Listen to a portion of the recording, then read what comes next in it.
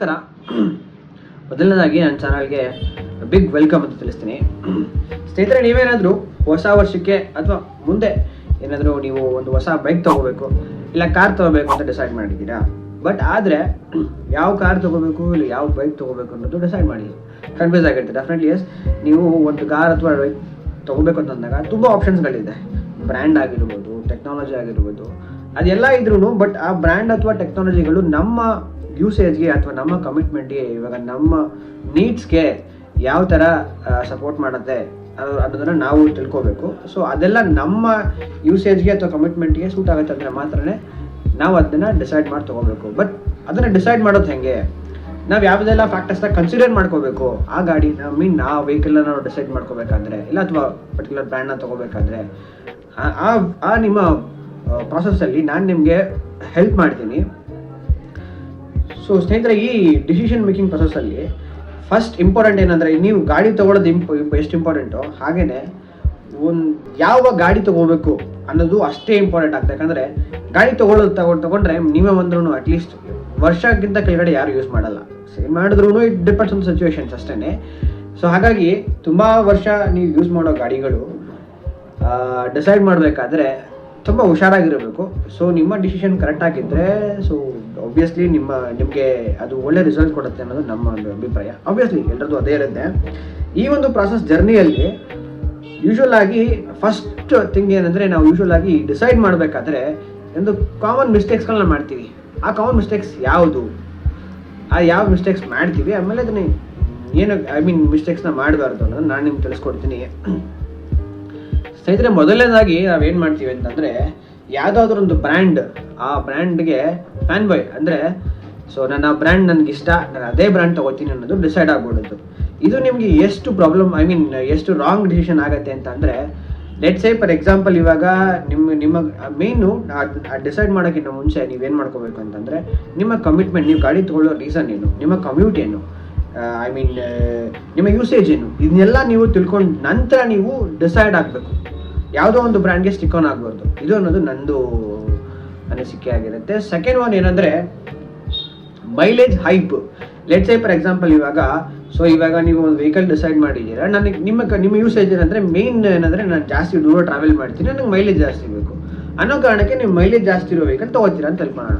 ಆದರೆ ಯೂಶ್ವಲ್ ಆಗಿ ಅದರಲ್ಲಿ ಏನಾಯಿತು ಅಂದರೆ, 2 ಪಾಯಿಂಟ್ ಇದೆ. ಸೊ ನಿಮಗೆ ಒಂದು ಜಾಸ್ತಿ ದೂರ ಟ್ರಾವೆಲ್ ಮಾಡ್ತೀರಾ, ಹಾಗೆಯೇ ಮೈಲೇಜ್ ಜಾಸ್ತಿ ಬೇಕು.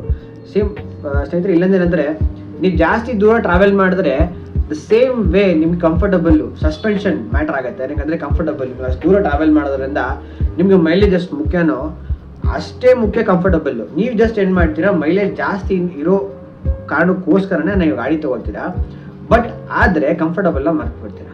ಇದು ಕೂಡ ನಿಮಗೆ ರಾಂಗ್ ಡಿಸಿಷನ್ ಆಗುತ್ತೆ. ಸೊ ಇದು ಒಂದು ಮಿಸ್ಟೇಕ್ ಆಗುತ್ತೆ. ಸೊ ನೀವು ಡಿಸಿಷನ್ ತೊಗೋಬೇಕಾದ್ರೆ ಇದನ್ನು ಮೇನ್ ಕನ್ಸಿಡರ್ ಮಾಡಬೇಕು. ಸೊ ಥರ್ಡ್ ಒನ್ ಏನಂದರೆ, EMI, lowest down payment EMI trap ಅಂತ ಕರಿಬೋದು ಇದನ್ನು. ಸೊ ಇದು ಹೆಂಗೆ ಮ್ಯಾಟ್ರ್ ಆಗುತ್ತೆ ಅಂದರೆ, ಇವಾಗ ಒಂದು ವೆಹಿಕಲ್ ನಿಮ್ಮ ಮೈಂಡ್ಸೆಟ್ಲಿ ಇರುತ್ತೆ, EMI ಜಸ್ಟ್ ಫಾರ್ EMI ಕಡಿಮೆ ಇದೆ ನಮಗೆ, ಲೋಯೆಸ್ಟ್ ಡೌನ್ ಪೇಮೆಂಟ್ ಸಿಗುತ್ತೆ ಅನ್ನೋ ಕಾರಣಕ್ಕೆ ಗಾಡಿನ ಡಿಸೈಡ್ ಮಾಡಿ ತೊಗೊಂಡ್ಬಿಡೋದು. ಸೊ ಇದು ಕೂಡ ನಿಮಗೆ ರಾಂಗ್ ಡಿಸಿಷನ್ ಆಗುತ್ತೆ. ಏನಕ್ಕಂದರೆ, ಲೆಟ್ಸ್ ಸೇ ಫಾರ್ ಎಕ್ಸಾಂಪಲ್, ಇವಾಗ ಲೋ ಡೌನ್ ಪೇಮೆಂಟ್ ಇದೆ, ನೀವು ಒಂದು ವೆಹಿಕಲ್ ಡಿಸೈಡ್ ಮಾಡಿರ್ತೀರ, ನಿಮ್ಮ ಎಲ್ಲ ಇದು ಫ್ಯಾಕ್ಟರ್ಸ್ನ ಕನ್ಸಿಡರ್ ಮಾಡಿಕೊಂಡು ಈ ಗಾಡಿಯನ್ನು ತೊಗೋಬೇಕು ಅಂತ ಡಿಸೈಡ್ ಮಾಡಿರ್ತೀರ. ಆದರೆ ನಿಮ್ಮ ಬಜೆಟ್ ಸ್ವಲ್ಪ ಜಾಸ್ತಿ ಇರುತ್ತೆ. ಬಟ್ ಇಲ್ಲಿ ಏನಾಗುತ್ತೆ ಅಂದರೆ, EMI ಕಡಿಮೆ, ಡೌನ್ ಪೇಮೆಂಟ್ ಕಡಿಮೆ ಇರೋದ್ರಿಂದ ನಿಮ್ಮ ಏನು ಕಮ್ಯೂಟ್ ಇರುತ್ತೆ, ಡಿಸಿಷನ್ ತೊಗೊಂಡಿರ್ತೀರ, ಅದನ್ನೆಲ್ಲ ಬಿಟ್ಟು ಜಸ್ಟ್ ಫಾರ್ ಓನ್ಲಿ ನನಗೆ ಡೌನ್ ಪೇಮೆಂಟ್ ಕಡಿಮೆ ಇದೆ, ಸದ್ಯಕ್ಕೆ ಓಕೆ ಫಿನಾನ್ಷಿಯಲಿ ನನಗೆ ಹೆಲ್ಪ್ ಆಗುತ್ತೆ ಅಂತ ಹೇಳಿ ಗಾಡಿ ತೊಗೊಳ್ಳೋದು. ಅದಾದಮೇಲೆ ಮತ್ತೆ 2 ವರ್ಷ 3 ವರ್ಷಕ್ಕೆ ನನಗೆ ಸೆಟ್ ಆಗ್ತಿಲ್ಲ ಗಾಡಿನ ಮಾರೋದು. ಈ ಮಿಸ್ಟೇಕ್ನ ನೀವು ಮಾಡೋಕ್ಕೆ ಹೋಗ್ಬಾರ್ದು. ಫೋರ್ತ್ ಒನ್ ಏನಂದರೆ, ಫ್ಯೂಚರ್ನ ನೋಡಿ ನೀವು ಗಾಡಿ ತೊಗೊಳ್ಳೋದು ತುಂಬ ಇಂಪಾರ್ಟೆಂಟ್ ಆಗ್ತದೆ. ಅದು ಏನಂದರೆ, ಲೆಟ್ಸ್ ಸೇ ಫಾರ್ ಎಕ್ಸಾಂಪಲ್, ಇವಾಗ ಸರ್ವಿಸ್ ಆಗಿ, ಇವಾಗ ನೀವು ಗಾಡಿ ತೊಗೊಂಡ್ರೆ ನಾನು ಆವಾಗಲೇ ಹೇಳಿದಾಗೆ ಮಿನಿಮಮ್ 5 ರಿಂದ 10 ವರ್ಷ ನೀವು ಗಾಡಿನ ಯೂಸ್ ಮಾಡ್ಕೊಂಡು, 5 ವರ್ಷ ಮಿನಿಮಮ್ ಅಂತ ತಿಳ್ಕೊಳ್ಳಿ, ಯೂಸ್ ಮಾಡ್ಕೋಬೇಕು. ಸೊ ಹಾಗಿದ್ದಾಗ ಸರ್ವಿಸ್, ಮೇಂಟೆನೆನ್ಸ್ ಮತ್ತು ಡ್ಯೂರಬಿಲಿಟಿ ಇದೆಲ್ಲ ನೀವು ನೋಡ್ಕೊಂಡು ತೊಗೊಂಡ್ರೆ ನಿಮಗೆ ಗಾಡಿ ಪರ್ಫೆಕ್ಟ್ ಗಾಡಿ ಅಂತ ಅನಿಸುತ್ತೆ.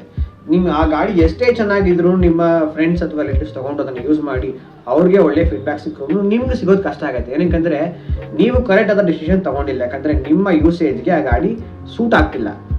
ಸೊ ಅದರಿಂದ ಈ ಸಣ್ಣ ಮಿಸ್ಟೇಕ್ಗಳಿಂದ ನೀವೊಂದು ರಾಂಗ್ ಡಿಸಿಷನ್ ಮಾಡಿ ಗಾಡಿ ತೊಗೊಂಡ್ರೆ ಅದು ನಿಮಗೆ ಸದ್ಯಕ್ಕೆ ಓಕೆ ಅಂತ ಅನ್ಸಿದ್ರು ಯೂಸ್ ಮಾಡ್ತಾ ನಿಮಗೆ ಅದು ರಾಂಗ್ ಡಿಸಿಷನ್ ಅಂತ ನಿಮ್ಗೆ ಅರ್ಥ ಆಗುತ್ತೆ. ಬಟ್ ಅವಾಗ ಅರ್ಥ ಆದ್ರೂ ಮೀನ್ಸ್ ಮತ್ತೆ ನೀವು ಸೇಲ್ ಮಾಡಿ ಮತ್ತೆ ಹೊಸ ಗಾಡಿ ತೊಗೊಂಡು ಐ ಥಿಂಕ್ ಕಷ್ಟ ಆಗುತ್ತೆ. ಸೊ ಅದಕ್ಕೆ ನಾನು ಹೇಳೋದೇನೆಂದರೆ, ನೀವು ಗಾಡಿ ತೊಗೊಳಕ್ಕಿಂತ ಮುಂಚೆನೇ ಮೇಯ್ನು ನಿಮ್ಮ ಕಮ್ಯೂಟ್ ಏನಿದೆ ಮತ್ತು ನಿಮ್ಮ ಯೂಸೇಜ್ ಏನು, ಯಾರೆಲ್ಲ ಯೂಸ್ ಮಾಡ್ತಾರೆ ಮನೆಯಲ್ಲಿ, ಮತ್ತು ನಿಮ್ಮ ವೆಹಿಕಲ್ ತೊಗೊಂಡು ಪರ್ಪಸ್ ಏನು, ಇದನ್ನೆಲ್ಲ ಫ್ಯಾಕ್ಟರ್ಸ್ನ ಕನ್ಸಿಡರ್ ಮಾಡಿಕೊಂಡು ನೀವು ಒಂದು ಒಳ್ಳೆ ಗಾಡಿ ತೊಗೊಂಡ್ರೆ ಅದು ನಿಮಗೆ ಸೂಟಬಲ್ ಆಗುತ್ತೆ ಕೂಡ. ಬಟ್ ನಿಮ್ಮ ಫ್ಯೂಚರಲ್ಲಿ ಆ ಗಾಡಿ ಏನು ನಾನು ಅವಾಗಲೇ ಹೇಳ್ದಂಗೆ ಟೆಕ್ನಾಲಜಿಯಲ್ಲಿ ಏನು ಟೆಕ್ನಾಲಜಿ ಆಗಿರ್ಬೋದು ಅದು ನಿಮ್ಗೆ ಯೂಸೇಜ್ ಆಗಬೇಕು. ಸೊ ಬೆಸ್ಟ್ ಡಿಸಿಷನ್ ಅಂತ ಆಗುತ್ತೆ. ಅದರಿಂದ ನಾನು ಏನೆಲ್ಲ ಪಾಯಿಂಟ್ಸ್ ಹೇಳಿದೆ, ಸೊ ಈ ಮಿಸ್ಟೇಕ್ಸ್ನ ನೀವು ಡಿಸಿಷನ್ ಮಾಡಬೇಕಾದ್ರೆ ಮಾಡಬೇಡಿ ಅಂತ ನಾನು ಹೇಳ್ತೀನಿ.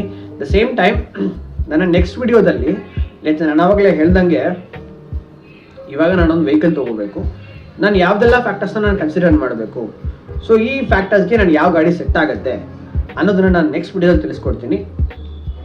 Thank you for watching. Wait for the next video.